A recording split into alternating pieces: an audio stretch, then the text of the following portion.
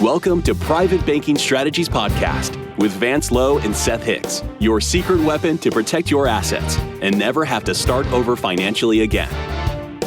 Vance and Seth help high net worth individuals, families, business owners, and investors structure an asset-protected, tax-free fortress for their families. Learn how to keep what you earn and use the velocity of money to create your own private banking system. Join us on this journey as we explore the secret strategies of the rich and political elite and help you take total control of your financial security. Now, on to the show.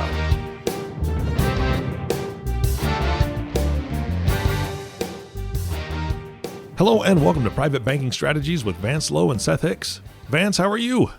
Oh, I'm doing great today. How about you, Eric? How are you doing? I'm doing fantastic. Seth, are you with me? We're here, Eric. Thank you so much. Glad to be here. I'm excited because this is part two. Vance asked me to do just a brief overview of what we spoke about in the first podcast. Vance did a great job of presenting and asking some pretty tough questions. I don't think I got them all right, but that's okay. That's what I'm here for. You guys are talking about the 3 rules of financial success. And in the first podcast, you covered rule number 1, which is the 10% rule. So listener, if you have not heard that, go back and listen to that. It's foundational. It's something that every family needs to hear. And you'll understand once you listen to it. And then you started to get into principle number 2. Seth, can you remind us of what that second principle is? It's never spend your principal. Never spend your principal. And I know you guys are going to dive deeper into that today. Correct, Vance? Yes, we are. We're going to really get into this thing. And we want to put a little context to it. A lot of people know that banks always get the money back. We always say in many of our podcasts and when we're making presentations or just talking to people, we have to think differently. The same thinking that got us the results we have today will get us the same results tomorrow unless we change that thinking. So we are about helping people change the way they think about things and looking at it with a paradigm shift. Oh, wow, there's a whole new angle. And in that first of these 2 podcasts, we were able to show you how you could, rather than pay a bill and lose that $600, you could get that $600 back and make $600 in your own personal economy. A town, when it talks about principle, the principle for a town is attracting new money. It may have resources, manufacturing, whatever, but it attracts new money. And the goal of a town is now to get that money circulating. From the pharmacy to the medical center to the automobile repair shop to restaurants to wherever. And as that dollar floats all around town, every single time it stops, it creates a new dollar's worth of product or services.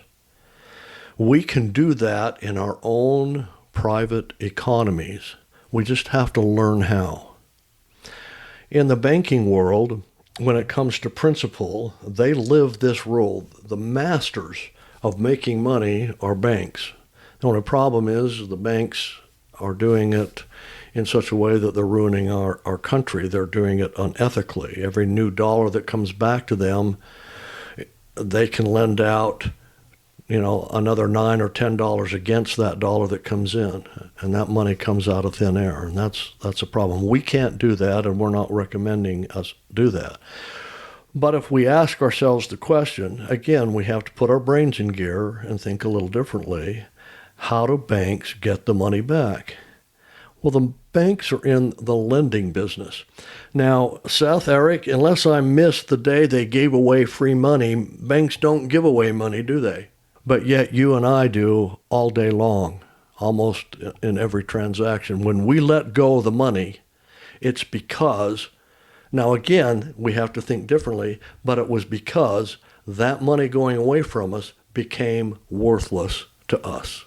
It was no longer seen by us that it could produce more than just a single unit worth of whatever we bought. And we have to change that thinking. That money, if we have to go buy something, it's always now a banker's mentality. Okay, I need that, but how can I get the item and get the money back? Simple answer is we finance every single thing we purchase. We're always financing. If you don't recognize that in your own personal life, all the principal that goes away from you, you have financed for the rest of your life. And you have to understand that here's what happens. That money goes out of production for the rest of your life, which could have earned, what did we say, 20%? Whatever we wanted to attach to it in our own personal economics, we're going to lose out on that gain for the rest of our lives. Money has to be put to work. So we're now getting into some more depth into why principle is so important and why we can't spend it, but we can put it to work. One of the first things that Nelson Nash taught me and got me to understand as a very successful money manager, I didn't know this, that when you put money in an account, a mutual fund, stocks, or any other investment and try to receive a compound, a rate of return, for you have put that money to sleep because you have to leave it in that account. So if you take it out of that account, it stops earning, right? And so that's the main reason people cannot capitalize on compound interest. Seth, tell me a little bit about what a penny can do if it's doubled so many times. Well, this was an interesting exercise that you challenged me with a while back, and we laugh about this now. Eric, I started to double a penny, and I was doing the math in my head, and I got a double a penny every day for 30 days. That was the task. Vance said, you're going to, it's going to be multiple millions. Almost 5 million or approximately 5 million, I said. So I started doing the math, day 1, day 2, day 3, and I'm at day 15, day 16, and I just stopped and I scoffed and said, Vance, no way it's ever going to get there. And he said, just keep doing the math. And so I just kept doing the math and doubling it. And by about day 24, day 25, I started to go, oh, it is going to get there. And the light bulb went on. And by day 30, you're at like $5 million compounding a penny every day. Amazing. It's absolutely amazing. It's the value of compounding interest. Einstein called it the eighth wonder of the world. Right. And so actually that illustration is in our book, and we encourage everybody to download that free copy. You can download it and read it, or you can get the audio version. But Eric, why do you think people don't get to realize that compound interest? Well, as you said, I mean, if they don't have the money in the account, or they spend it, it's just not there. And it's not something that people have tried to borrow off their 401ks. They've borrowed, different monies. Once it's out, right? I mean, it's gone. Yeah, if it's out, it's not producing. So how do we get principal, and how do we keep our principal multiplying and producing all the time? So I want to give us a typical example. Nelson mentions that, and it proves to us that we finance every single thing we purchase. If we save up and pay cash, like our mentors told us, that is a strategy. And it's called a get back to zero strategy. We save it up, we then take it to go buy a car. Where does that leave us financially? Zero. Back at zero, yeah. Okay. Or we go finance a car, and we make payments to somebody else in interest, and the problem is we don't actually pay for the car. We just keep going and getting another one. But that's only going to get us back to zero, isn't it, if we pay it off? Okay? So if we self-finance and put our own money to work, things like this can happen. And guys, I wish I could show you. Once you enter in and you get interested, we're going to show you how to compound assets by waking them up. We talked about assets asleep being put in an account. Now I want you to look at and listen to the backside of that mutual fund or that stock or that mortgage payment. Those people have that money, and it's not asleep to them. It's wide awake. They are relending and getting more money back, relending, getting more money back. Money has no value unless it's working for the owner. If we put our money in accounts, it is not working for us. All we're trying to do is get a little bit of interest, but yet we have to take all the risk. So let me give you a little story and an example. Let's say you have a car and you're making payments on it, and you're a little more than halfway through, and you owe $10,000 on that car. And you actually have $10,000 or more in a mutual fund that's sitting idle, and you started reading this stuff, and you start realizing that, yeah, my money is asleep. By the way, mutual fund, the people who have your money with mutual funds, stocks and bonds, they double your money about, on the average, every 2.5 years.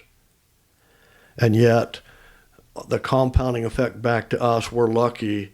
And we're not going to net 5%. We're lucky to net 3 to 4% long term.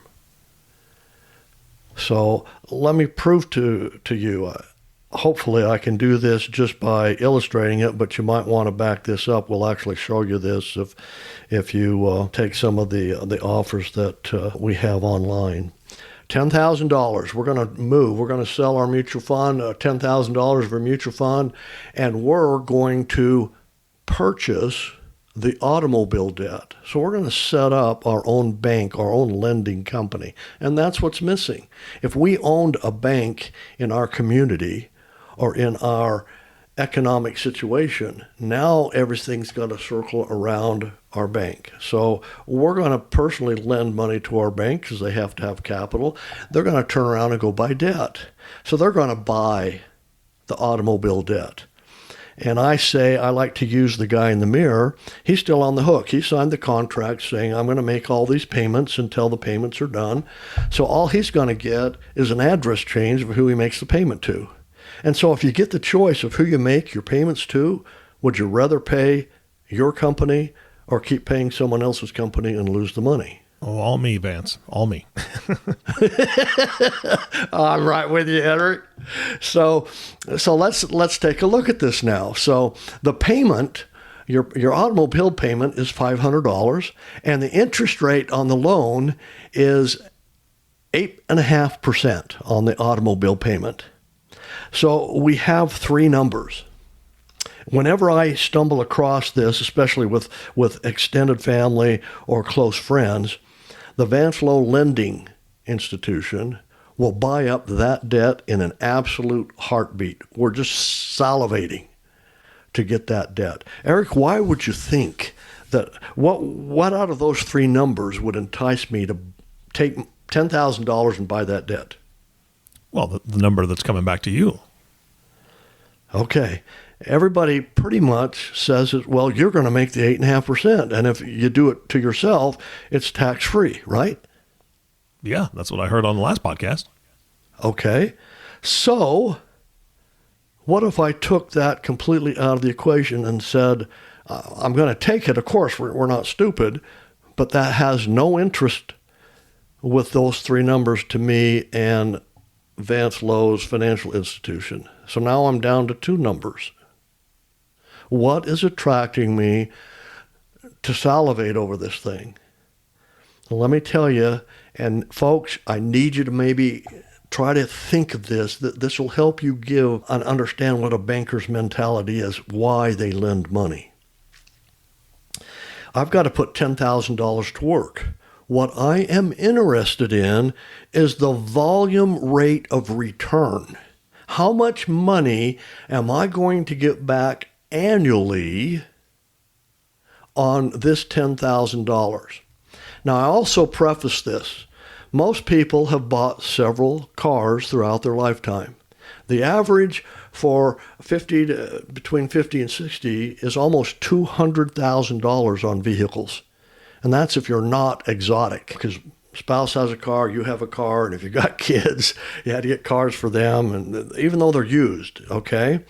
And the serious question I asked them in the very first interview we're going to talk about, because most people lie to themselves and say, I don't have a car payment, when in fact you do. Anything that's wearing out, you have to replace, and you're going to have to get another car. So you're either going to have to go get principal and pay cash for it, or you're going to have to borrow it from someone else. So you're saving up, or you're going to borrow it from someone else. You always have a car payment. Where we get in trouble is when we use that money for something else. Anyway, let's go back to this now. Let's get into that. What it would be the volume rate of return? Well, that's the $500 per month times 12. And now my math is correct, and Seth, you can tell me if I'm wrong. That's $6,000, right? So to find the volume rate of return is pretty darn simple. You divide that $6,000 by the money at work. In this case, it's $10,000. So, Eric, how does a 60% volume rate of return sound to you? High. Sounds good. I'm here to tell you, and Seth will back me up on this, it's average. It's absolutely average. This is what they get. What they're interested in is the control back. Because now at the end of the first year, I got $6,000 in hand. I still have my $10,000 out there working for me. And when I ask people the question, you've spent $200,000 on automobiles, do you want that money back? Everybody says yes. Now, let me show you how to get that. It isn't about getting, when it's in your own economy, getting back the $10,000. It's about the economy of scale. Is what can I afford to pay myself $500 a month? Because I have to drive. Now, eventually, I'll have to sign that to a new car, take some of that cash, sign that to a new car, but now I'm still paying the $500 a month. But I want all the money back. Did you know that in 5 years of making those payments, that you will have back in your hands $30,000? Because what, 6 times 5? 30,000, correct? Correct. But here's the secret. That's not why you're talking to us. You're talking to us to find out where the power lies. Where is the power? What is the banker's mentality? And the banker's mentality is, what do you do with the $6,000? What if you bought more debt with that at the same rate of return? Now, if that's pretty much average, that's going to produce each year you buy more debt with that $6,000, another $3,600. And just through that same 5-year period of time, that's going to produce another separate $46,000 with interest, $800 added to the $30,000. How does $75,000 now sound to you, Eric? Pretty good. This is financing. This is banking. This is why banks lend money, and we've been kept in the dark our entire lives. I hope, folks, that makes you angry. Do you see yourself in that story? Do you feel like you are generating a lot of revenue but are not moving forward as fast as you would like? Are you ready for help? Please call Private Banking Strategies at 817-200-4777 or visit us at www.privatebankingstrategies.com.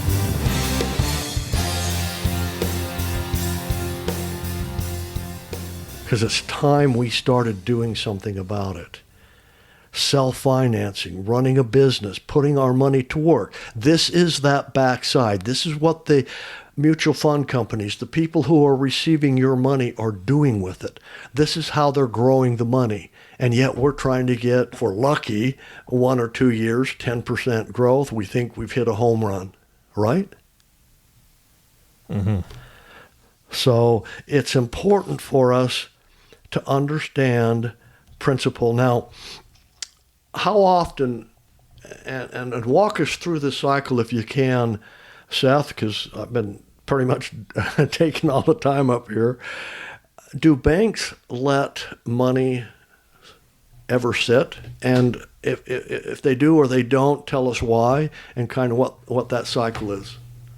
Sure. Well, your centralized banks are able to operate on a derivative lending basis. So when they take $1 in, they're able to lend 10 out. And that's a conservative ratio. Some banks, I think it's probably more like $4 to 100. So that derivative lending is the ability to create money out of thin air, and they're making loans on that money that was created out of thin air and an interest rate.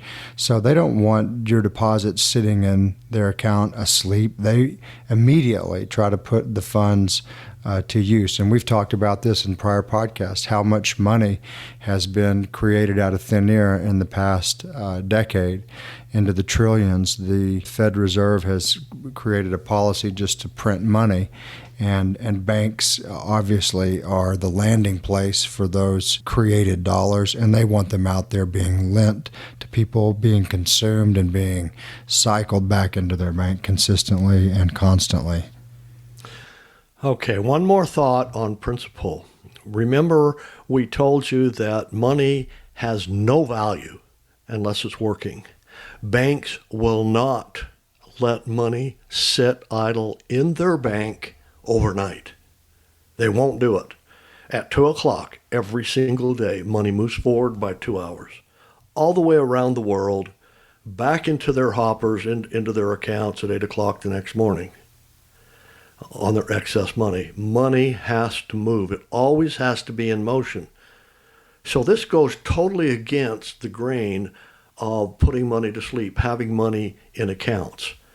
I can't tell you how much I cringe now when I hear people have all their money socked into qualified assets, bank controlled, actually bank owned trusts is what you've invested in. It has nothing in that trust says you're the owner. And that, I hope, is scary for people because you don't have access to it. You can't use it. The people, who are using your money are doubling it far more than you think. Okay, enough on principle for now, but it's a topic, like Eric said earlier, we could jump in and talk for hours and hours and hours. The final principle that we need to follow, the final rule, is called following a well-constructed financial plan. So the 10% rule, never spend principal, and following a well-constructed financial plan are the three things that make an individual successful with money. Literally, folks, we can fall over backwards and still be successful by following these rules. So what is a well-constructed financial plan? Again, Seth, would you outline what we do for people, kind of explain to them what we call the 8-year analysis is and why that's so critical for people's lives? Sure. The 8-year analysis is where we take someone's specific financial circumstances, their liabilities and their assets, their capitalization in their private bank, and how best to utilize the money in their private bank to get the most bang for the buck, the most volume rate of return on the debt that they purchase if they have liabilities. And it shows you step by step what to attack and in what order of priority to have the biggest wealth building outcome. All right. So that, I want to go a little bit deeper with that, but that really is a beautiful summary. Right now, as people start coming in, they're learning. And Eric had said that sometimes we create more questions than we answer, but that is part of the process. Mm-hmm. We get people reading books, listening to the podcast, and getting to a point where, hey, this might work for me. So the first thing we tell the people, and we do that in this discovery meeting, why don't we take this for a test drive with your own situation? So we're going to send you a private link. If you'll fill out your financials it's going to populate this, and we're going to show you side by side using this strategy versus not using it. Not using it means you don't have a financial plan, but by using it, this is something that people end up literally designing. It's not designed for them. It's something that they feel, oh, wait a minute, if you'll change this number and we start here and we do this, oh, we can sink our teeth into that. And it becomes a roadmap of something to do every single month. People are just absolutely shocked when they find out how much time this strategy takes, because a lot of people think, oh gosh, I got to learn something new, got to set all this stuff up. I'm here to tell you, I'm probably one of the most complicated private banking clients, running all my different companies and strategies and things, and it still doesn't take me 30 minutes a month. Other than that, life does not change at all, other than I'm always thinking about, look, I got to go acquire that. How am I going to get that money back? And I found an easy way to do that. So a well-constructed roadmap is absolutely critical. Eric, tell me about, do you know anything about the ships on the ocean? They have a lot of stuff on them. Containers, oil. They bob up and down with the ocean. It takes a really long time to get someplace. What do you think the main part of a ship helps that ship get from one point to the other? Well, to me, there's only two main parts. That would be the rudder and the engine. Okay. Picture these big, massive freighters that forgot to put the rudder on. What's going to happen to that ship? Oh, it's going someplace all right, but you don't know where it's going to end up. It's going to go probably in circles until it beaches, correct? Yeah. It's just going to be pushed around by the waves. Okay. Insight on that, Seth? Yeah, your rudder is going to direct where you're going, and obviously you need a good rudder and a power source to get where you want to go. So it's well thought out. Every single trip that a ship makes is completely charted. They've got to be aware of weather. And do you think a ship has ever had to change course once it started? Yes. Yeah. Of course, because of bad weather or circumstances, they may have to skirt around something, so they have to make a change. So there's no perfect plan out there other than the one that's actively working and fits your needs today. Plans need to be updated on a regular basis. Everybody knows that they're supposed to be working off of a well-designed financial plan. And for people to see for the first time, wow, if I put my assets to work financing my own, look where I'm going to end up for retirement and cash. And this validates self-financing for yourself, folks. The end result is how much money am I under control now? And I didn't raise my income. I didn't work any harder. I didn't even change my cash flow. All I did at the end of the day was change who ends up with the money. And I was able to use money over and over again. Seth, tell us about using dollars over and over again and what the disclaimer is. Sure. Well, and we've talked about this before. It's a fundamental concept and a construct that people have to digest, because you think, well, like you mentioned with us, Eric, previously. Well, I've got to earn the money to pay the bank. Yes, and that functions within your how much money you make. You can't obviously go out and purchase debt and purchase assets that you don't have the capital to purchase. You work within your economy, but we're creating systems. It's a paradigm. It's a mindset whereby you become the bank. You become the banker, and you have the responsibility and discipline to pay yourself back. And then you have that same dollar to put to work again another investment. And the perfect example that we like to use, and we've used it before, is in the context of an investment property, because it's one that most people will understand. And let's say that you have $100,000 at your disposal, and you can purchase an investment property with that $100,000, and it gives you, let's say, $25,000 a year in cash flow through rental income. And we're simplifying, or perhaps oversimplifying the hypothetical just to illustrate the point.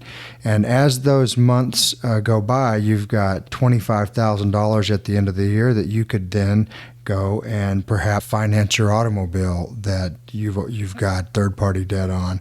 Or if you want to get really sexy and complicated with it, you could take your $100,000 and leverage it across 5 different properties and use third-party financing. And let's say you put 20% down on 5 properties and you use bank lending for the other $80,000. And now instead of $25,000 in rental cash flow per property, you've got 5 times that. So you've got $125,000 coming back to you within your control in year 1.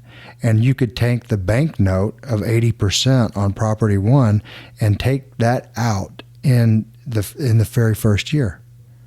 And you could take half of property number 2's third-party financing out in year number 1. And then you own property number 1 free and clear. You own 50% equity in property number 2 and 20% equity in properties 3, 4, and 5. And then in year 2, you've got that $125,000 in cash flow. You take out the rest of property 2 and property 3.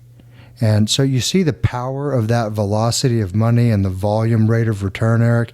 That's what we're trying to illustrate. And that is not a super complicated example, and it's not one that's fantastic. It's actually very, very doable, and people are doing it all the time with that very example that I just explained. Okay, great. Well, let's summarize here. What I need people, maybe I'd put a challenge. Let's make ourselves better off today than we were yesterday. We have the choice. Most of us, most people sadly have chosen not to follow these financial rules that make, financial success. You can't do it a different way. So can you put one of them in without the other? I recommend that you don't, but I do recommend that we rethink our choices and we include these financial rules, that we understand the education in our lives has not ended. There's new things to learn. There's critical things about money we have to learn if we don't want to remain financial slaves to the banks today. So if we want to break away from that, if we want to be more private and create our own system and a legacy for our loved ones, our families, then we need to follow these rules because they will lead us to financial success. So, Seth, tell them how they can get more information from us. You can find us at www.privatebankingstrategies.com, privatebankingstrategies.com. And there you're going to find a gift offer for those who visit us, and that's our what we like to call a red pill book, how to grow rich with secrets the banks don't want you to know. And in exchange for your email and contact information, you can either listen to that or read that, download it on your computer, read it at your time, or listen to it in the audio version. And you'll also begin to get emails from us that explain certain concepts like the 7 pillars of private banking strategies: asset protection, financial privacy, velocity of money, tax-free growth, compounding growth, legacy value of not having to pay estate taxes when you have a succession of wealth transfer from a father to children, for example. And so we go through great lengths to help educate our audience in that regard. We've also got blogs. And then ultimately, if this content's resonating with you and you want to implement this strategy, you can call us up and schedule an exploratory call with Vance. And he will walk you through some of the concepts that we're talking about and ultimately create an 8-year plan with you that, like we've discussed today, a well-constructed financial plan with 8-year roadmap that shows you exactly what to do and how to do it to increase your wealth. And so we're super excited to share this with folks, and we have a goal to reach as many people as we can, that they can become financially free and independently wealthy, Eric. Guys, there's a ton of financial podcasts out there, and I just want to say that I've listened to quite a few, and I enjoy them, and I hear a lot of the strategies they talk about, which is, you've got your money in your investment account, watch it grow. Hold on if the markets are going to, if they're starting to tank, just keep holding on. You'll be fine. And you're the only one that I'm hearing talk about, let's take that money and make it work for you instead of just watching it grow and or possibly not grow, right? And there's a whole different concept. So that's not missed on me, right? I don't think it's missed on the audience. This is going to cause questions. And I want you to give contact information one more time, Seth, because as people are listening to this and then comparing it to other financial podcasts they listen to, they're going to very quickly realize you're saying something completely different, absolutely, fundamentally, completely different. And they need to learn more. They need to reach out to you. So can you give it to them one more time? Sure. It's privatebankingstrategies.com. privatebankingstrategies.com. And there's where you're going to find a wealth of resources to binge on. Yeah, absolutely. Vance and Seth, thank you so much for your time today. Thank you, Eric. Thank you, Eric. Really appreciate it. You bet. And our last thank you goes to you, the listening audience. Thank you so much for tuning in and listening to the Private Banking Strategies podcast with Vance Lowe and Seth Hicks. If you have not subscribed to the podcast yet, please click the subscribe now button below. This way, when Vance and Seth come out with a new podcast, it'll show up directly on your listening device. This makes it really easy to share these podcasts with your friends and family. And here's the thing. Share the podcast. Share this double session that we just got done with, right? The guys had a lot of information in here. When you share this with somebody else that's kind of in your same situation, whatever your age group is, then start talking about it together and say, what questions do we have together? I'm willing to bet that the guys would be more than happy to entertain a group phone call to kind of answer some more of those questions, and then you guys can do your 8-year plans individually. But start talking about it with your friends. See what they think. Again, thank you so much for listening today. For everyone at Private Banking Strategies, this is Eric Johnson reminding you to live your best day every day. And we'll see you next time.